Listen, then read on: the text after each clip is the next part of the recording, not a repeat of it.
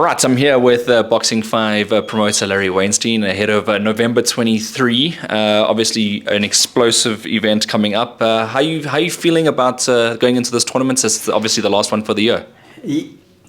And yes, we're actually excited. It is the last one for the year. It's our sixth one this year. So we've reached our limit. We set a target. We've reached 6. And it's looking very exciting. You know, obviously a little bit disappointed. We did have Potties on to fight Chris. Chris got injured. He's out. But the news from the camp is that they'll be ready to challenge early in the new year, which is good news. So that's a bit of a disappointment. But it just shows you the number of fights we're putting on and the quality of the fights. It's still going to be an unbelievable tournament. And the name says it all, Unrivalled. Unrivalled. And let's start at the top of the bill. We start with Kane F. He got his international opponent that he's been calling for. He's been calling out. You got him an undefeated, almost 100% knockout power guy from Ghana. Yes. Discuss that matchup and how it came about. Well, there was a few options that we had, and obviously with Colin and Gert, they discussed it. It's not our job to say this is who you're fighting. You know, the Gert, the manager and trainers involved, and they decided and they looked at a few options because it's very difficult to match him. Well, we can't match him locally, and even to match him, against decent fighters, we have to look far and wide. And we came up with this guy who's unbeaten, and he seems to have a good record. And the actual camp, the team, Gert and Colin agreed on the guy, and that's why it took a little bit longer than we anticipated. We haven't put out the fight, who's fighting who, but now it's all been finalized and we're ready to go. Yeah, and I think the knockout power, are you concerned about the opponent coming in with such a high? When we say are we concerned, there comes a time where you got to step up, and he's the thing is with Kane, he's unbelievable. He trains like a true professional. He's an unbelievable fighter, and he's now got to stand up and be counted. And I think Coach G's got all the confidence in him. So let's see. Come and see what the matchup. Kane's had he's had the fights, and he's had the last 6 fights haven't gone a round or two. This boy has had 14 fights, 30 knockouts. You also don't know the quality of the fighters that he fought. So let's see. 23rd November will be day when all questions are answered. All right, so we're going to see what's coming up. And co-main events of the evening, Ishmael Kincaid Kadri, he's taking on, he's doing actually a rematch against a guy he's fought previously, Lucky Hobiani. Yes. Talk us through that bout. It's the 8-rounder this time. It's an 8-rounder, and also Ish is one of our guys that's come along, and he's an unbelievable fighter. The problem is nobody wants to fight him. We've got a few of those in our stable where nobody wants to take them on, and he's one of them. So then AB suggested, what about Hobiani, because when he fought him the last time, it was an excellent fight. Yeah. So what it does is, I can't remember how long ago he fought him, but what it will do is show you has Ish improved and where he is now, and we look forward to a great match. We look forward to that one. Then, of course, someone dear to your heart, Sinakosi Malochwa, you're bringing him back. Yes. He's coming up against Sele from KZN as well. Yes. A nice test for him as well, and hopefully, Sinakosi's shown developments as well. No, he has, and he's looking sharp. And obviously, we had to bring him back slowly because of the injury that he had. And with the injury like that, it doesn't. It's not your. It actually affects you mentally, because you've got this mental block. And in sparring, he's looked like he ain't got no mental block. So please God, he's back to himself, and we'll take it from there. Obviously a very special boxer. And then Joshua Felman, he's another one of those undefeated young fighters in your stable, coming up against Tumi Nakedi in his next fight. Yeah, Josh is, we can see we're giving him opportunities because we believe in his talent, and we look forward to seeing how he's improved. The last fight he showed us some nice improvement, and let's see, he's also one of the boys that are very professional and dedicated, which we find a lot of our fighters are, and it makes it a lot easier for us. 100%. Talking about Boxing 5 fighters, these are two boxers that haven't really featured on Boxing 5 in the past. Eric Kazadi has featured once on Boxing 5 promotions tournaments, and Gerard Teyser now jumps onto your bill. Yeah, Gerard Teyser is given an opportunity. The kid's been training for over a year. I think he hasn't had a fight. And Gerard asked us to put him on. And Donnie, who trains at his gym with the strength and fitness, asked, can we give this guy an opportunity? And we said, let's have a look at it. And it's a 6-rounder. They put him on as a 6-round. So we put him on, and let's see. He comes with a reputation of which the taste boys, yeah. the family has, and he's a cousin of the boys, and we're happy to have him on. 100%. More fighters that have featured on your tournament previously. Luca, he's fighting with Sean Ness. He's 2-0, and he comes up against Nkosinathi Kunene. A good fight as well towards the beginning of the tournament. Very much so. I think Luca's shown us he has got a bit of talent, and he always puts up a good performance. And now we've put him on again. Let's see what he can do. Let's see what he can do. 2-0, looking to go 3-0. And then again, featuring one of Bernie's boxers, back-to-back, Siamthanda W Pella did well in his last fight, getting his opponent out in 1 round. He's now coming up against Junior Mazibi. Obviously good to have W Pella back. I think this boy is also one of those boys that flies under the radar, but when he gets in, you take notice of him. So we're very fortunate, and we're happy to have him on. And I think his last performance was exceptional, and you just got to keep going and make sure that the improvement's there. It's like something is in the water in the Mthatha boxers, because Sequence got a knockout in the last fight, Frank got a knockout in the last fight, and then so did W Pella. They're super strong boxers. Yes. All right, Donon Zinman. Yeah, he is one of your boxers that you're training pro. He has been in the gym here at Hotbox for the entire year. Yeah. The timing on the fights now, obviously giving him a chance. He's following a very similar pattern to that of Joshua Felman, who also took his time to get into the pro ranks. Yeah. What's your thoughts on Donon? So again, he has a kid that walked into the gym, and Colin said the boy's up from Cape Town. He's friends with Josh. He wants us to have a look at him, and he's been here the whole year. And Colin, then you just started seeing improvement. He's a very dedicated. He's a very he wants to learn. He speaks to all the guys to try and understand boxing and to see where he can fit in. And he's a very humble, very how can I say, studious kid. He trains hard and he puts it all in. And then Colin was saying from when he arrived, I think he's ready. Let's put him in now this tournament and give him a chance, because he's shown the improvement in sparring. I mean, he's been sparring with some good fighters, and I can tell you, before our champ went overseas, you gave him some good rounds. So not to say that he sparred with the world champion, but it just shows you the level that he's at now, that it's time to give him a fight, and now he must go out there and prove it. Yeah, I mean, fighting is something else, and we'll see what he does on Fight Night. Obviously expecting a lot of him, just considering he's put in the rounds. Then we move over to Luke Hendricks from the Apex Gym. Obviously, he's also involved with Boxing 5 promotions. He's coming up against Zola Indalagisa. Your thoughts on that? Also, one of the youngsters, our 4-round youngsters we're running out of. So we're looking to replace that division with youngsters, up-and-coming youngsters, because as our tournaments go along, you need the 4-rounders. Yeah. And the guys are now getting to 6 rounds and 8 rounds. I mean, like Josh now is going up, so you also have to look at that when you're doing your planning. And that's why we look to these guys, to see that they can fight on our bill and fill up the program, but also be exciting fighters. I remember when we started this, there were so many 4-round fights, and just to think that you have to refill the 4-rounders is almost an amazing thing, that all these fighters are developing. And we saw Phumelela Kafu obviously being one of the guys that joined later on, but he ended up winning the WBO World Title, and it's just arrived as well today. Colin Nathan actually just brought it to my attention, and Larry, I'm going to get the shot of that beautiful WBO championship there with you in it.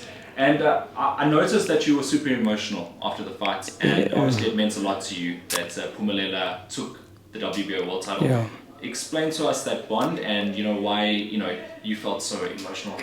So So first of all, let me comment on the belt. It's a magnificent belt, and it's heavy, and it is prestigious, and it's an honor to have it delivered to us so we can present it to Phumelela when he comes at a press conference. We're going to bring him and present the belt to him and just celebrate the win. We always do that with our fighters who win prestigious titles or do well. And so that's hopefully happening next week when he gets back. We're planning it, and we'll invite people around to be there. So what it meant is, you know, when we get offered kids and they've got to uplift themselves and come from East London to Johannesburg, they're uplifting from their family, and they replacing their family with Boxing 5 as their family. So you've got a big responsibility to make sure these kids are feeling at home, getting looked after, make sure they're there to do the job as boxing, and, you know, they're serious and all of that. So with Phumelela, he came across, and he's got a big reputation. And at one stage we were offered him to fight Siko. And we then discussed it and said, we're happy to do the fight, and, you know, but then we thought, let's do it here instead of in East London. So there was a lot of talk about him, and then we got the opportunity for him to join us, and we then brought him up, and we were about to give him a keep busy fight on our last tournament, and then we got the call and say our last tournament was put on hold a bit till we saw, is he going to get the fight or not? The contract came out, and everything, the rest is history. Was it emotional? I must say it was. I was over the moon, really. Not just for the boy, but for the whole Boxing 5, for Riaz, for Laduma, and for Usama, the guys that put so much effort in. And bearing in mind that Usama looked after Kafu at the box camp. He stayed there. He was fed there. He would train with Riaz in the Sundays, and Colin knew they were in good hands. You know, Colin didn't have to worry where the boxers are, and they would bring them to training, to sparring. You know, so it's absolutely amazing. You know, and not only that, there's a sponsor that came to us and said, we want to sponsor some boxers. Can we start with 2? So they said, what do you feel? I said, I'll tell you what. I'm going to give you 2 boxers. But you can take on boxers. They have to be the right boxers. You can't just take on anyone. They must represent your brand, and they must be great brand ambassadors, and their brand has to be of the utmost, and so that you can then feel that you're getting value for your money. And they came on board, and I said, when I signed him with Network X, which is one of our suppliers at Penguin, I said to them, guys, you're getting a great deal, because this boy in 2 months' time will be a world champion. So it's just, you know, it's well and good now, and say, well, I know everything, and I don't. I didn't realize it was going to come so soon, and I just think that's where the pressure comes off. You know, because you now have made promises, and you don't want to sit down and look at yourself in the mirror and say, what did you promise? You know, so, but boxing is boxing. And now people will say they've been given so much exposure. And Boxing 5's been given so much exposure. And yes, it wasn't a Boxing 5 promotion in conjunction with Mr. Honda, you know, and even if Mr. Honda takes up his option and he fights overseas, it's fantastic, because we can't offer the purse money that these guys get. And that's what it's about. And I keep saying to people, that's what changing lives is making sure they earn the money. And it's not about Boxing 5 making the money and doing, yes, we put on exciting tournaments and the youth come in. And what it does for the other youngsters to see what he's achieved, it's just phenomenal. I love what you said about him as well, because you know, he is a champion in all sense of the words, and he delivered on Fight Night as well. Yeah. I want to go to your personal experience of going to Japan, because I know as a boxing promoter you're going to have your eyes on a few different things that maybe you want to implement here back home. Personally, did you take anything out of the trip and that you can bring back here? Well, Hayden, you know, you guys arrived there, and I had the pleasure of a couple of days working with Shannon, working with Mike Altamura and Kafu. And we had it sort of a system where Shannon would work and Mike would work with Kafu in the mornings before breakfast. Then I would go and meet him for breakfast, and then he'd go and sleep. And then in the afternoon, well, in the evenings, we would meet down in the lobby, go to the gym, and we do more work at the gym. So being involved in all of that was an amazing experience. But also at the gym, because they had 2 tournaments. They had one on the Sunday and one on the Monday. On their tournaments, they had 4 world title fights and 1 sort of undercard. And on the Monday, they had 4 world title fights and 1 undercard. Now, what do I say? We were invited to Saturday, and you walk in and you see the place is packed. You see the lights. You see this. It's so professional. The way that people behave is something that we in awe of. I mean, it really is a different culture. And that's why boxing is doing so well there, because the guys fight for decent purses. They get opportunities to fight for championships. All the sanctioning bodies, they don't just say, we just work with the one. They work wherever their fighters can get an opportunity. So for me, that was fantastic. When I saw the lights, I was blown away, and what they do there. I just, and then to come back on the Monday and walk into this place with 14,000 people in it. And the actual culture, it just amazes me. And let me tell you what actually really, really sort of amazed me and made me feel we've got so much to learn and so far to go. That we heard about the one boy, I think Casemiro, was a kilo overweight at another tournament. And because he was a kilo overweight, he got time to take off the weight. He's a Japanese boxer. And what happened was he only got it down to 200 grams. We heard a day later he was suspended for a year for not making the weight. Yeah, we have guys don't pitch up for weigh-ins.